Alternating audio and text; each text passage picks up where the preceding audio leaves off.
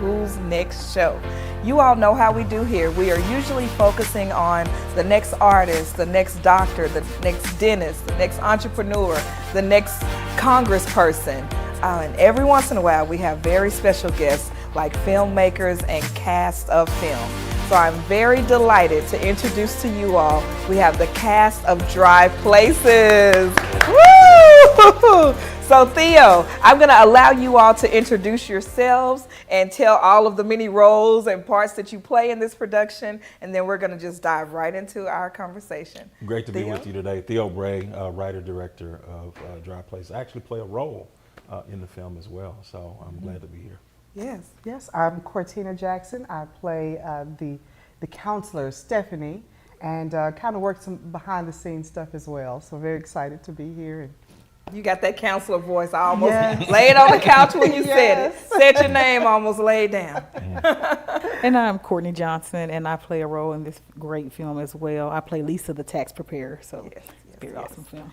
Yes. So we're going to just jump right into just the conversation. I had the privilege of watching Dry Places, and I'm not going to tell y'all all of the everything. I'll give you an opportunity to get a few snippets, but just because we focus on Black culture here at the V Network, it's a privilege to be able to have Black filmmakers, a Black cast here in studio. So let's just talk about Dry Places. First off, like, where did the name even come from?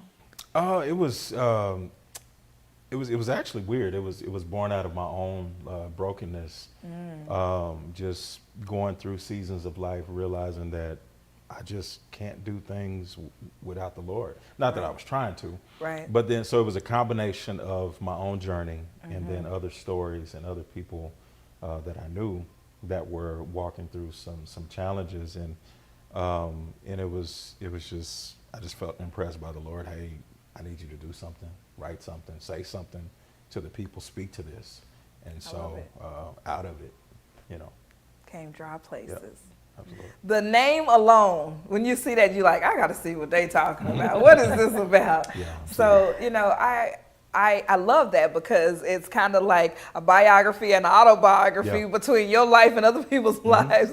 It's true story without saying this is a true story. And it's full of emotional moments, impactful moments, ministerial moments, like all of those in one film. So great job on that. So kudos to you. Y'all gotta watch it. It took a whole team, so I'm grateful. Cortina Jackson was actually one of the contributing writers on the film as well. And I just try to utilize the talents of people around me. And I know that, when God gives you an assignment, it's usually bigger than you.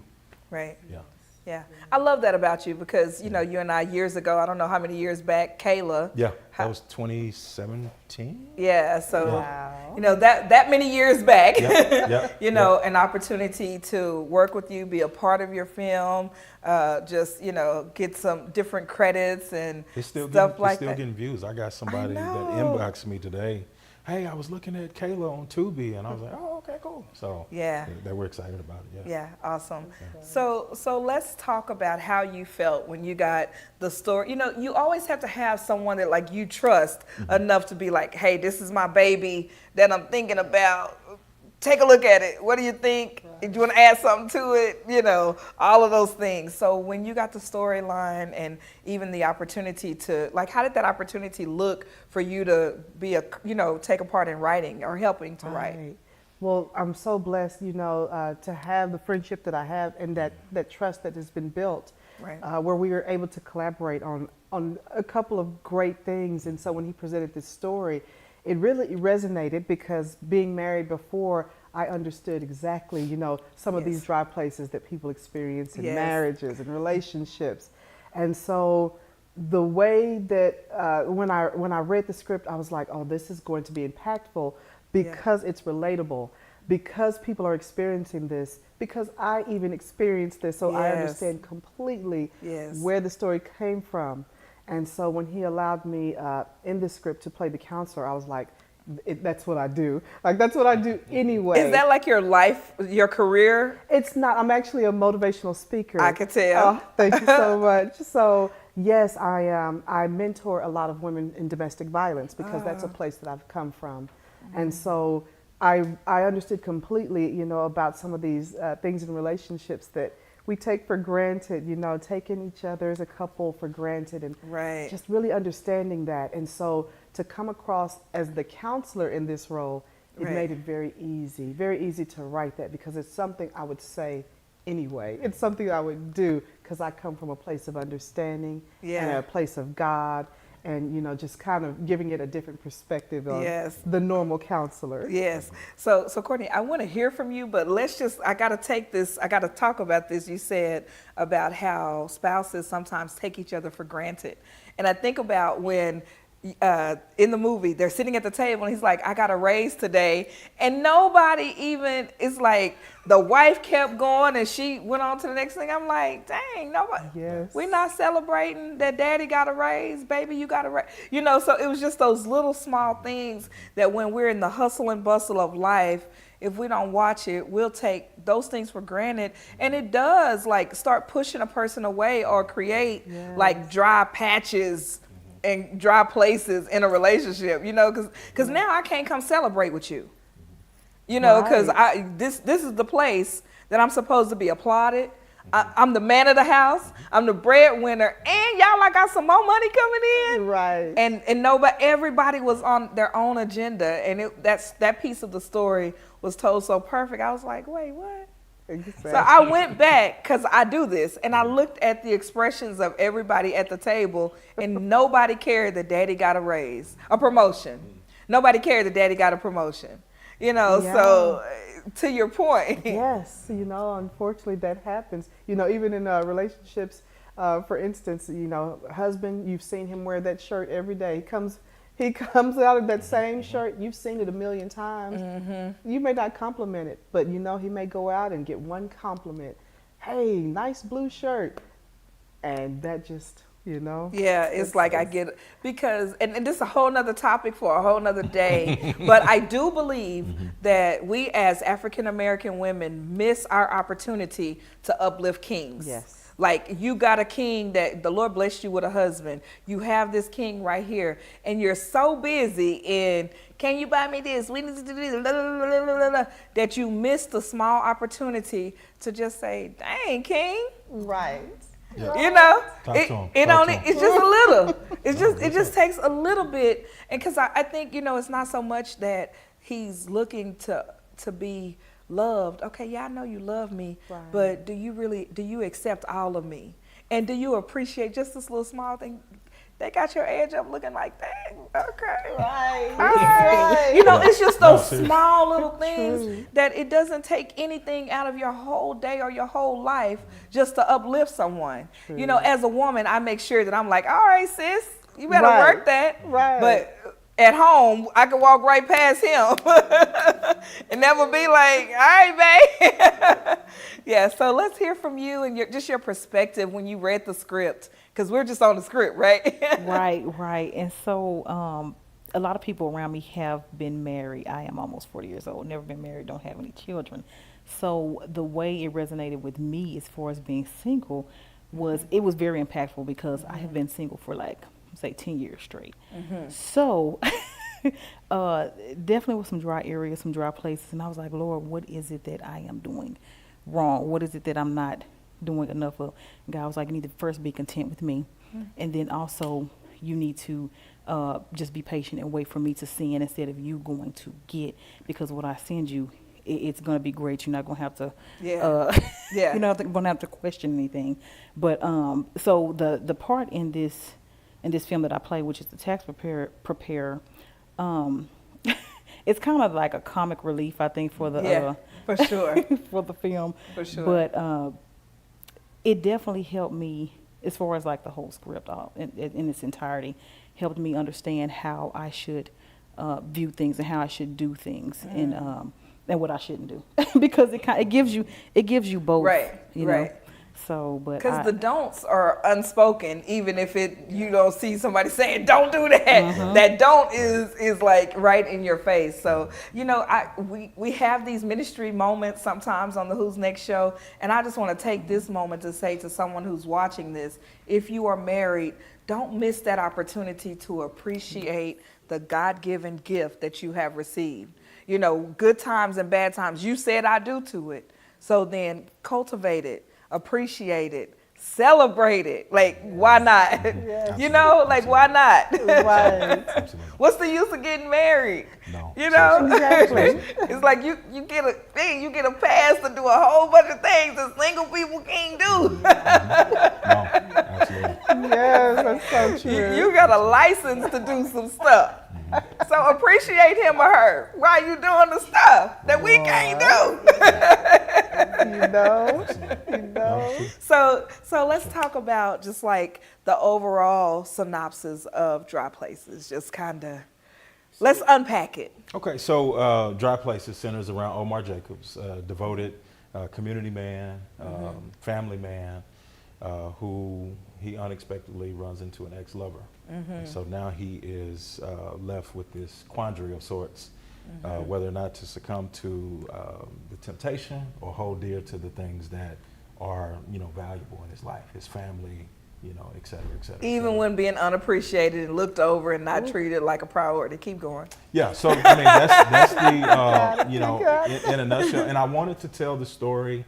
I got a lot of as I was writing it, I sent it off to a lot of different people. Hey, give me your feedback, give me your input. And the number one thing that people kept saying was, I like the story, but I don't like the story. And I was like, what don't you like about the story? Well, I don't like the story because, you know, you tell it from a man's perspective. And I was like, well, these same stories are written from women's perspectives all the time. Yeah. And we celebrate them. I was like, why can't this be Right. celebrated? And Right. so I told the story because it needed to be told. You know, it's good that you even mentioned that, because when I was watching it, I wasn't necessarily watching it from like woman's eyes. Like I wasn't watching it like, oh, you know, all women not like that. I didn't look at it from like that. I looked at it like, what can we as the women species, you know, do differently? Because I just know that from experience, I'm 48 years old, praise the Lord, that I know how to tear one down. Oh, yeah. But have I done my role Yes. in building one up? You know, and so, and I think that because of experiences, we as women tear men down on accident sometimes. Like, it's not like, oh, I'm about to tear Theo down. No, it's like, I've been hurt 6 times since in 40 years or 30 years, whether it started with daddy and, you know, or uncle or granddaddy or guardian, to the first 2-3 relationships that fail, that I'm losing the sensitivity in being able to appreciate. You know, and it could go both ways. We know that, like you said, the story is told all the time, you know, from a woman's point of view, but I didn't look at it with women's eyes. So it was great.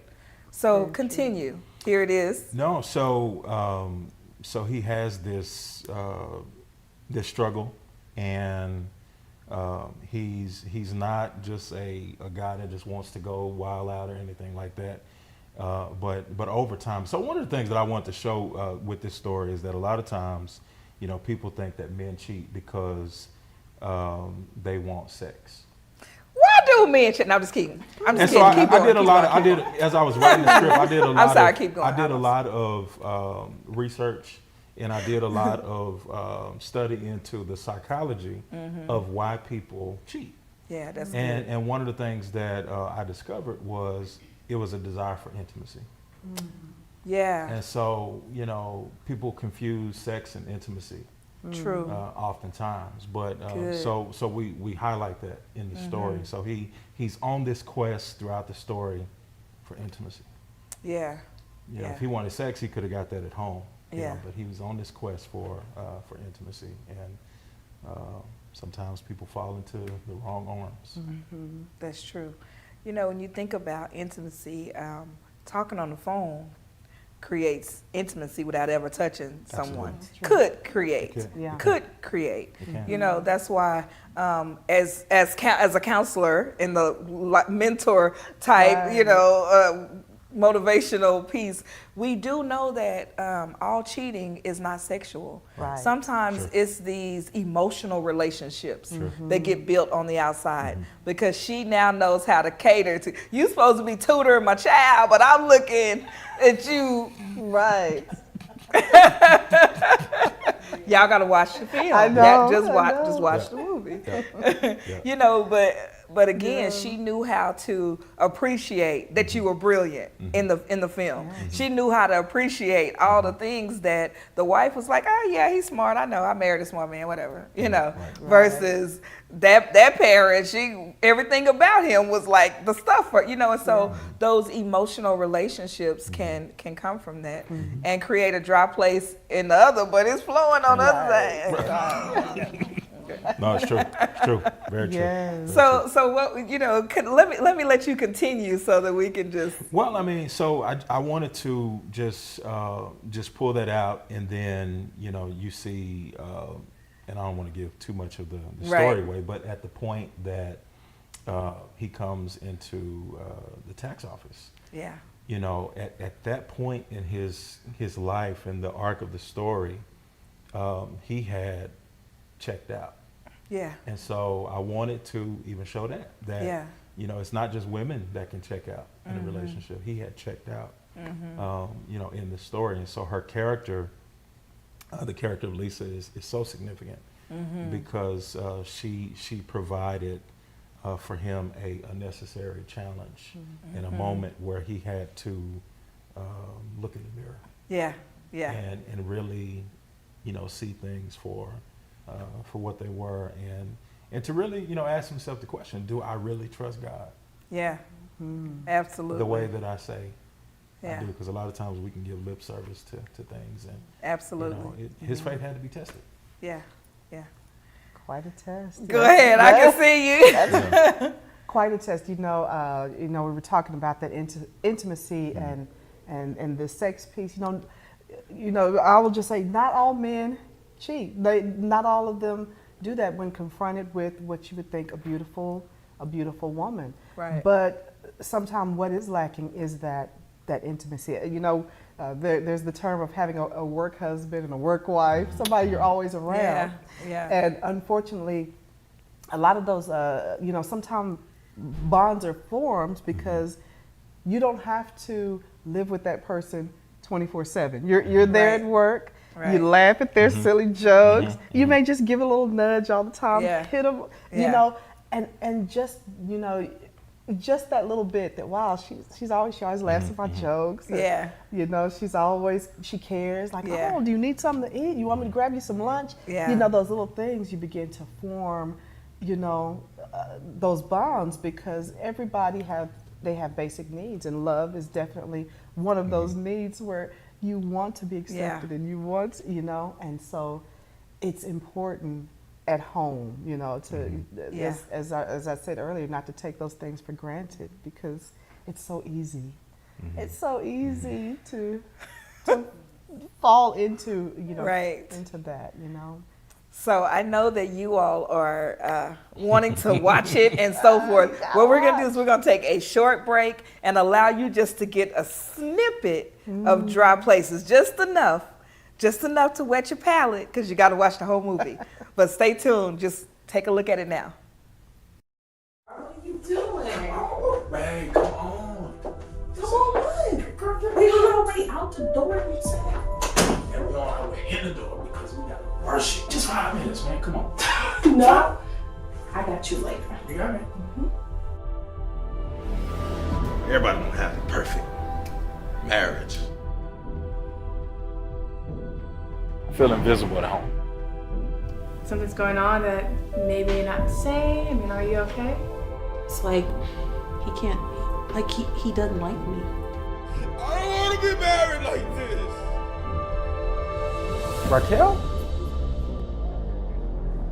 Raquel Jones. She'll be doing all the onboarding of the new candidates that are coming in. Also, she's gonna be working with Omar until she gets the ropes of how we do things around here. My mind and my eyes are starting to wander. Not interested. Wait.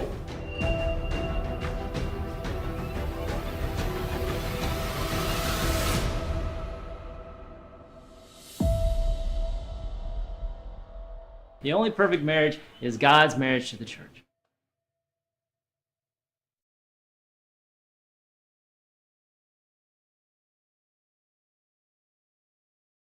See, I told you all, I know y'all can't wait to see the whole thing, right? Well, we will definitely share the times where there's private screening still going on. We'll share that information. But when this movie releases, I guarantee you want to be in the place to see it. It was really good. So let's talk about Omar for a minute, because Omar, he is like the typical, he's the husband that people want. Right, and the reason why I say that is hardworking, you know, trying to stay in the family thing. Like, you could tell those moments that he's like fighting his flesh. You know, you could tell those moments when he's toiling with these decisions. But let's talk about, with you playing this role, you writing the film, and then also this is telling a portion of your true life, like your true story. So, like, some of those emotions, tell me how you felt in some of those cry emotions when the tears dropping for real, like, you know. I mean, like, you know, I've had so many broken moments, you know, throughout my life. So when it was time to, you know, bring it to screen, it was easy. So the tears, sometimes people will say, how are you able to just cry like that or whatever? And I'm like, I've seen many days of tears and, you know, broken moments and things like that. So how was it, the challenge, you know, playing him, it was a real challenge, because it forced me to, like, really see what can happen when you deviate from like principles, and it doesn't matter who we are. You know, if, you know, even if you're writing a book, you're a writer, you know this, and you have a deadline by September 29th. I want to have this book done. But if, you know, every day you have a regiment of writing the book, that you're going to write 2 pages, and then if you take a week off, then you can throw your game off, and then all of a sudden some of the goals that you had, you know, they're just not as in view. As they were. You're not as motivated as you were, and then you have these reset moments. Where you got to get back on track. Yeah. So, you know, just watching, I just in the car moments, you know, just those moments is kind of like we typically have in the car moments all the time, you know. So when you were on set and, you know, you're playing a part in it, you wrote a part in, you wrote portions or assisted in writing, but then you're also watching this unfold. Like, what were some of your thoughts, some of your emotions? Oh gosh, you know, seeing everything portrayed, seeing it from the husband's perspective, seeing it from the wife's perspective, it really helped me to you know, it gave teaching moments, even though, you know, we're watching this play out, and I'm, you know, kind of watching the scenes. You know, it was just so true to life, so relatable to what just people go through, that it was very much a teaching moment that, wow, you know, there's some areas I could be better. You know, you discussed on how we need to raise up our kings and let them know you are appreciated, you are loved, you know, you're safe in this family, you're safe in this unit, you're safe in this house. You know, it kind of gave me, you know, kind of that, okay, so the next time, that's what the next time we won't make those mistakes. The next time, you know, this is how we can govern ourselves, you know, accordingly in the relationship. And so when it became time for me to do my scene, then I could take what I saw from his perspective and his brokenness, and I could really minister and deliver that scene the way that I did, because I watched it play out the whole time, watched it being unfolded, and then I knew exactly what to say to speak to those dry places and speak to that moment. And so you can feel the realness that when I'm talking to them because I know what I'm talking about. I'm talking to them because it happened. I'm telling you what I know. And it just really became, you know, just very real. So it's a nice opportunity to work behind the scenes and in front of the camera, but you really get to see it. And Theo does such an awesome job of really portraying real emotion. He's Yeah. an expert at that. He does really well. But because this came from a real place from him, it made it even that much more impactful and dynamic and Right. real. Yeah. Right. Courtney? You making me kind of I am in something new. It's brand new to me, and so a lot of this that we're talking about as far as the brokenness, he and I both have had some type of areas where we have both been broken, and so trying to learn how you said to speak to that person, how to talk to them, and then we're both on edge all the time. Not want to say the wrong thing to trigger support in all of that is to make sure that our relationship with God is on point and where it needs to be.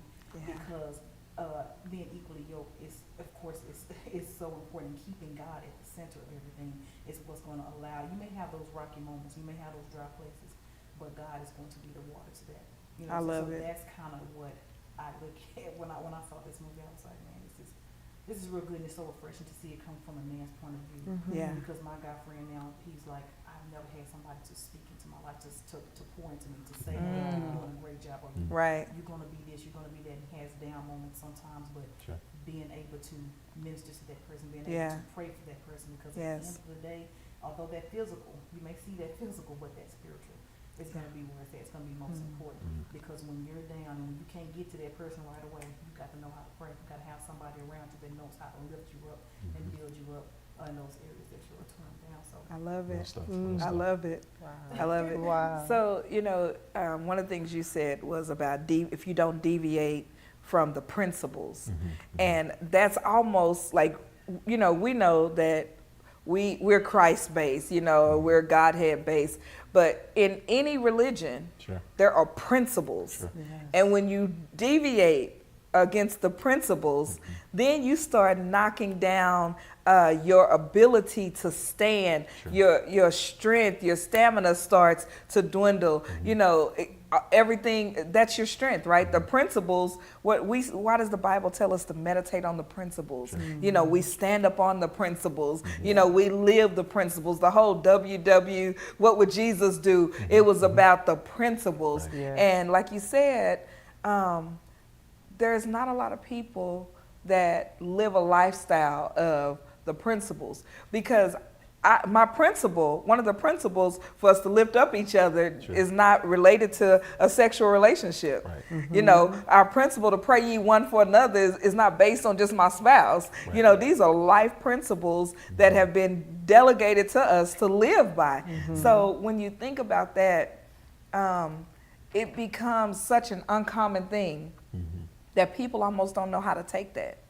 They almost feel like when you're building them up and you're catering to them, like you said, oh, it's that touch that, oh, she must be interested in me, or it must be some motive, because it's such an uncommon thing. And that's a sad case for us. True.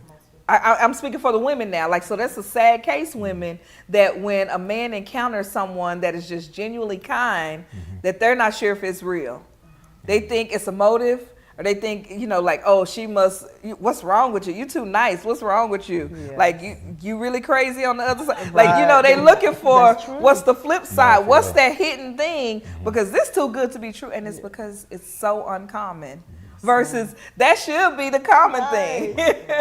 Oh, it's so sad, So but true. true. Yeah. So we have Dry Places, and it's a beautifully written movie. Y'all did a great job with just writing it. Let's talk about shooting it. Like, one of the things that I noticed, just because I'm a film girl, was the drone footage of the neighborhood when it first starts. So let's just kind of talk about the shooting process. How did that go? How long did it take? So I'll back up a little bit. The script writing, we started in, let's see, it was like December of 2019. Okay. We had our script locked by Valentine's Day of 2020. Okay. Because that was my goal. Back to those goals. Right. And so actually we had it before that, the final copy of the script. So we started shooting in June of 2020, right around COVID. So that was a challenge. Right. Because, you know, no matter how much I wanted to, you know, bring this thing to life, I care about my people more than anything. Right. And right. so I was like, I don't want nobody sick on my watch. I don't want. Right. It just wasn't that important. So we went ahead and we started in June, and then we had to take a hiatus because some more things came down. Yeah. And so we started back again, I think, at the end of July. And so we started back in the middle of July, and then we finished in July. So in total, the shooting took probably about a month and a half. A month to a month and a half to shoot. That's really good, though. Yeah. It actually And we had if you notice, like the office buildings and stuff that you see, the irony of that was there was we had a location that bailed out the last minute. Wow. And so there was a hotel that opened their doors. And because occupancy was so low, they said, you know what, I think for like a day and a half, we had the entire hotel to ourselves. Oh. One problem though. Just one. It was in July. It was in Texas. Uh-oh. And so the sun decided to pull on the AC unit. And the AC unit went out. Ooh. In the middle of shooting. Ooh. In Texas. In July. In the heat. So when you were sweating bullets, you weren't. That wasn't. It was the real deal. That was for real. Okay, I'm with you. So I looked at my team and I was like, because I was getting ready to shut it down. I was like, man, I know we're gonna lose a production day. And they looked back at me and they said, no, let's do it. Let's do it. I was like, Let's y'all keep crazy. going. So we powered through. That's awesome. That's powered awesome. through. Yeah. Yep. So what's next? Like, so you have the film. I know you've had some private screenings and launches. So what's next for? So we're still looking for other venues to do more private screenings. Okay. We do have a distribution agreement. Okay. So Congratulations. Thank you. Whoop. Thank you. So 3 to 4 months, look for it, video on demand. But in the Awesome. interim, like I said, we want to put it in more hands. We have, we're actually, I was a contributing writer on a project that we worked on together called Daddy. Yes. So Daddy? Yes. That's coming. My first film, and then he became the writer. Congrats. So Yeah. So Very Awesome. exciting. That's Yes. what's supposed to happen, though. yeah. So we got That's we got what we do. Daddy coming. Awesome. I have Blind Trauma, yes. which we did Blind Trauma. I thought it was just going to be one, but then when I wrote it, there was more juice in the storyline. So we Yeah. have now we have a Blind Trauma 2 and 3. Oh, really? That's awesome. I'm Yeah, excited. Working. Congrats. Yes. So, Absolutely. I know that you said you're still looking to do like some private screenings Yep. and then the distribution. Is there any projections on where our viewing audience can see it? Or, like sometimes I know it's hush hush, and if it's still a secret, it's okay. We'll keep a secret and not I tell. think the distributor is still like shopping it, but I'm pretty certain in about 3 to 4 months people will be able to see it on the likes of Tubi and some other outlets. Okay. Yeah. Awesome. Yeah. So I want to do a round robin. Any last words that you would like to share with our viewing audience when it comes to dry places? Man, Please. you sure? I want to hear from everybody, so you choose.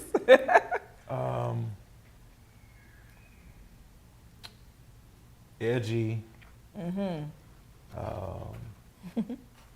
Faith-based film. Yeah. It will invade every area of your life and force you to, if you're somebody that is not healed from some things, it'll challenge you to deal with it. If you are healed, you'll probably be able to watch this movie with joy and wow, I'm just trying to think what else to be said. Dry places. What you got? Dry places. Dry places. The things that are worth keeping are worth fighting for, and that rings true. We know dry bones will rise again, and we know dry places will also. You can. I was telling them earlier. You can glean. It may be a dry season. It may be dry places, but those moments, if it's worth fighting for, then there's that little bit of juice. There's that little bit of water, and that we can glean from those those moments to make it work, you know, Yes. and it's worth fighting for. Yeah. It's worth fighting for.